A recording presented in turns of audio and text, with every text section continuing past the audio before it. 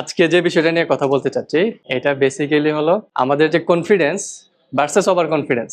এটা একটা ইস্যুজ আমি অবজার্ভ করতেছি যে এটা ঘটে। তো এটা কেন ঘটে আর এটা কিভাবে আমাদের মিনিমাইজ করা যায়, এটা একটা এরিয়া। আর একটা হলো এনথুজিয়াজম ভার্সেস ওভার এনথুজিয়াজম, এটাও একটা এরিয়া যেটা আমি আজকে কথা বলতে চাচ্ছি। ওকে, সো ফার্স্টে আসছি কনফিডেন্স ভার্সেস ওভার কনফিডেন্স। এখন এখানে আমরা কনফিডেন্স মানে অ্যাকচুয়ালি কি বুঝি, যে আমি কনফিডেন্ট, আমি একটা কাজ করতে কনফিডেন্ট। সো এটা আমরা কখন ফিল করি যে আমি এই কাজটা করতে কনফিডেন্ট? আমার কাছে যেটা মনে হয় যে একটা মানুষ যখন মানে কনসিস্টেন্টলি ভাবে একই কাজ বারবার সে করতেছে কন্টিনিউয়াস বেসিসে, তখন day by day over the periods আর তখন সে আস্তে আস্তে ফিল করে যে না, আমি এই কাজটা মানে খুব ইজিলি মানে জিনিসটা ম্যানেজ করতে পারবো।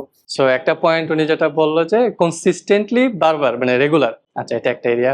মেবি ডিফারেন্ট অ্যাঙ্গেল থেকে আর কারো মাথায় কিছু আসছে? কোনো টপিকের যখন প্রপার নলেজটা থাকে তখন কনফিডেন্স থাকে যে আমি ওই কাজটা করতে পারবো। সো আমরা সেকেন্ড এরিয়াটা পাইলাম যে একটা প্রপার নলেজ, একটা হলো কনসিস্টেন্ট। আচ্ছা এরপর মানে সবার জন্য দরকার। সো আপনাদের মধ্যে থেকে আসলে যেটা হবে আমরা এইভাবে লিস্ট করে ফেলতে পারবো যে এই কয়টা জিনিস যদি থাকে তখন আমরা ফিল করবো এটা কনফিডেন্ট। তখন আমরা ডিসাইড করতে পারবো আসলে ওভার কনফিডেন্স জিনিসটা তখন কি দাঁড়ায়। সো এর বাইরে আর কারো মাথায় কিছু আসতেছে?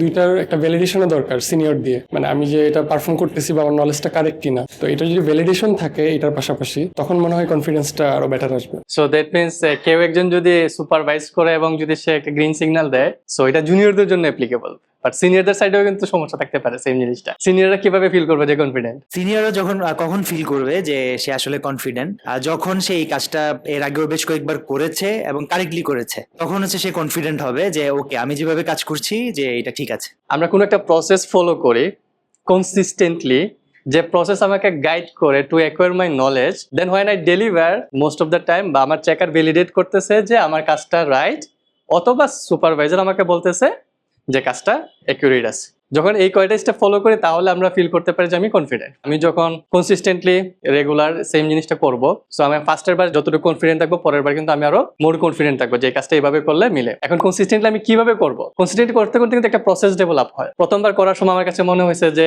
সাপোজ আপনি হলো চা বানাবেন। সো চা বানানোর সময় আপনি প্রথম যখন চা বানাচ্ছেন, আপনি ধরেন 1 কাপ চায়ের মধ্যে হয়তো আপনি 1 চামচ চিনি দিচ্ছেন, দেওয়ার পর আপনার কাছে মনে হলো যে না, চিনিটা মানে আমার সুগার আমার যতটুকু দরকার এর চাইতে একটু লাইট হয়ে গেছে, আর একটু অ্যাড করা দরকার। তো সেকেন্ড ডে যেদিন বানাইছেন এদিন হয়তো 1 চামচের থেকে একটু বেশি দিচ্ছেন। তা এইটার মাধ্যমে কিন্তু আপনার মাথায় কিন্তু একটা প্রসেস সেট হয় যে আমার পারফেক্ট চায়ের কম্বিনেশন হলো 1 কাপ পানি প্লাস হলো এতটুকু পরিমাণ সুগার। তো আমরা যখন আমাদের কাজের মধ্যে এটা কি করি, আমরা কিন্তু এখানে একটা প্রসেসের মতো স্ট্রাকচার ডেভেলপ করি যে এই কাজটা করার জন্য আমি এই স্টেপস গুলো ফলো করবো, এই টপিক গুলো আমার জানা লাগবে।